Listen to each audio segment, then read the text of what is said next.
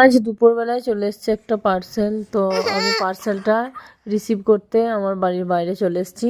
তো এটার মধ্যে ছিল কিচেন ক্রাফটের সিলিকন স্পতুলা।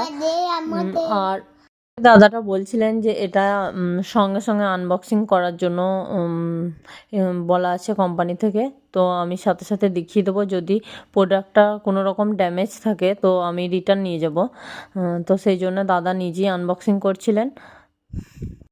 আর এই যে দেখতে পাচ্ছ প্যাকেটটা বের করে নিয়েছে অলরেডি। তো দেখা যাক প্রোডাক্টটা আদেও ঠিকঠাক এসছে কিনা।